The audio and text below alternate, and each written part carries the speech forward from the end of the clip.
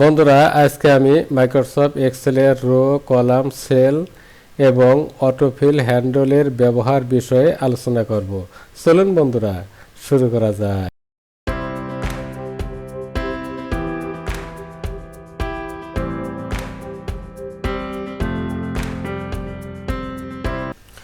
বন্ধুরা আমরা এক্সেল শিটে ক্লিক করলাম। বন্ধুরা এখানে আপনারা একটি শিট দেখতে পাচ্ছেন। আমরা যদি বন্ধুরা এই শিটের আপনারা ক্রমিক সংখ্যাগুলো দেখতে পাচ্ছেন 1 2 3 4, এগুলো যে বাম থেকে ডান দিকে এগুলোকে রো বলে। আর বন্ধুরা এ বি সি ডি এগুলো আপনারা দেখতে পাচ্ছেন, এগুলো হচ্ছে কলাম, অর্থাৎ উপর দিকে নিচে এগুলোকে কলাম বলে। বন্ধুরা এখানে যে ঘরগুলো দেখতে পাচ্ছেন এক্সেলে, এই ঘরগুলোকে সেল বলে। আমরা যে সেলে এই কার্সরটা রাখি বন্ধুরা, সেই সেলের অবস্থানটা এখানে নেম বক্স আছে সেখানে শো করে। বন্ধুরা আপনারা দেখতে পাচ্ছেন এই যে C9 হচ্ছে এই কলাম, সি নম্বর কলামের 9 নম্বর রোতে আমরা অবস্থান করছি। আবার বন্ধুরা এখানে আপনারা ক্লিক করলে এই যে C11, তাহলে বন্ধুরা আমরা দেখতে পাচ্ছি যে সি নম্বর কলামের 11 নম্বর রোতে আমরা অবস্থান করছি, সেটা আমরা এই নেম বক্সে দেখতে পাচ্ছি। আর এ পাশে বন্ধুরা আপনারা দেখতে পাই যে এফএক্স, এটা ফর্মুলা বার। আমরা যদি কোনো সূত্র ইউজ করি সেটা এখানে শো করবে। এখন বন্ধুরা আমরা যদি এখানে যে 1 2 এই টাইপ করলে ইকোনমিক সংখ্যাগুলো যদি আমরা টাইপ করতে চাই 1 2 3 4 এগুলো 100 পর্যন্ত বা 200 পর্যন্ত আমরা টাইপ করতে চাই, তাহলে এভাবে টাইপ করলে আমাদের অনেক সময় লাগবে। তার জন্য বন্ধুরা আমরা এখানে যে দেখতে পাচ্ছেন আমরা যে অটোফিল হ্যান্ডল, এখানে যে নিলে কার্সর নিলে যে প্লাসের মতো হয় বন্ধুরা আপনারা দেখতে পাচ্ছেন। আপনারা এই দুটা আমরা সিলেক্ট করলাম, সিলেক্ট করে বন্ধুরা এখানে আমরা ক্লিক করে মাউস লেফট বাটন ক্লিক করে ড্র্যাগ করে আমরা দুটো সিলেক্ট করলাম। সিলেক্ট করে বন্ধুরা এখানে যে নিয়ে অটোফিল হ্যান্ডল মাউসের লেফট বাটন ক্লিক করে ড্র্যাগ করে নিচের দিকে নিয়ে আসলাম। বন্ধুরা দেখেন বন্ধুরা আমাদের ক্রমিক সংখ্যাগুলো অটোমেটিক্যালি টাইপ হয়ে গেল। এখন যদি বন্ধুরা আমরা এখানে যেমন নাম্বার যে বন্ধুরা আপনারা দেখতে পাচ্ছেন যে আমরা 7 নাম্বার রোর উপরে আমরা আরও একটি রো ক্রিয়েট করতে চাই, তাহলে বন্ধুরা 7 নাম্বার রো আমরা এখানে মাউস পয়েন্টার দিয়ে যখন অ্যারোর মতো হবে আমরা একটা ক্লিক করব। ক্লিক করে বন্ধুরা আপনারা এখানে যে রাইট বাটন ক্লিক করে ইনসার্টও দিতে পারেন, অথবা বন্ধুরা আপনারা এখানে যে হোম ট্যাবের আন্ডারে যে ইনসার্ট আছে এই ড্রপ ডাউন অ্যারোতে ক্লিক করে যে ইনসার্ট শিট রোজ এখানে ক্লিক করলে বন্ধুরা দেখেন এখানে একটি রো আমরা ক্রিয়েট করলাম, এই 7-এর উপর একটি রো ক্রিয়েট হলো। অনুরূপভাবে আমরা যদি আরও রো ক্রিয়েট করতে চাই, যেমন আরও দুটি রো ক্রিয়েট করতে চাই 7 8-এর উপরে আর দুটি রো, তাহলে বন্ধুরা আমরা এখানে রাইট বাটন ক্লিক করে এখানে ইনসার্ট দেব, অথবা আমরা এখান থেকেও দিতে পারি। আমি এখানে ইনসার্ট দিলাম। দেখেন বন্ধুরা আমাদের এখানে যে 1 2 3 তিনটি নতুন রো আমরা ক্রিয়েট করলাম।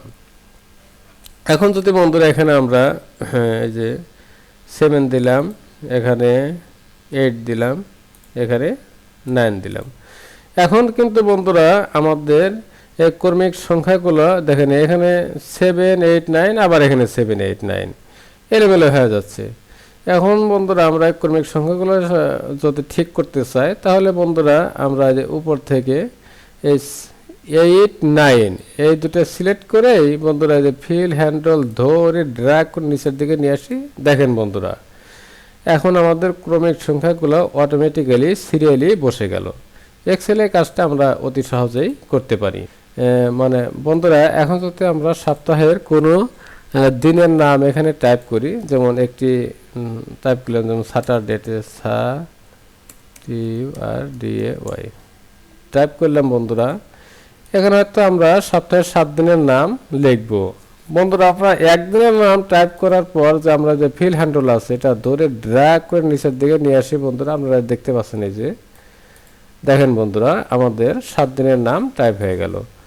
অনুরূপভাবে আমরা যদি নামগুলো উপর থেকে নিচে না আসে বাম দিকে ডান দিকে চাই তাহলে হবে। আপনারা যে ফিল হ্যান্ডল ধরে ড্র্যাগ করে আপনারা বাম থেকে ডান দিকে নেবেন। দেখেন বন্ধুরা আমাদের সপ্তাহের নামগুলো টাইপ হয়ে গেল অতি সহজেই।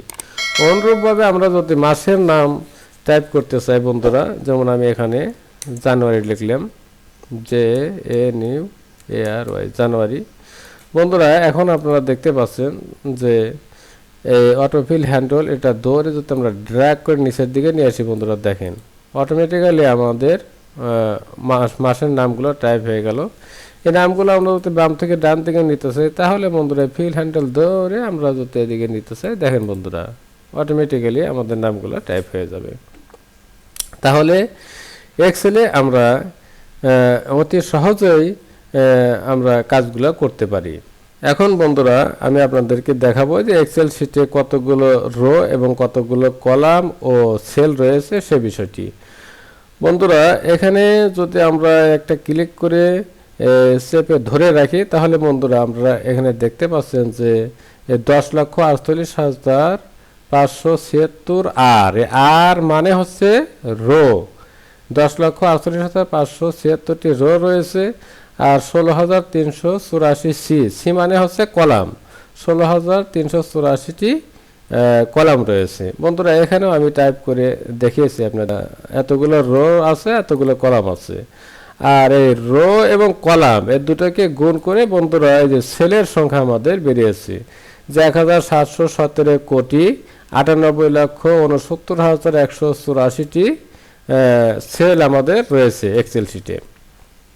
বন্ধুরা এখানে আমরা কার্সর নিলেই আপনারা যে ফর্মুলা বারে একটি সূত্র দেখতে পাচ্ছেন। এক্সেলে যে কোনো গাণিতিক সমস্যার সমাধান যদি করতে চান বা গাণিতিক হিসাব নিকাশ করতে চান তাহলে আমাদের ইকুয়াল দিয়ে শুরু করতে হবে। বন্ধুরা আমি ইকুয়াল দিয়েছি, তারপর আমরা এই যে রো আছে যে D7 নম্বর সেলে আমরা অবস্থান করছি।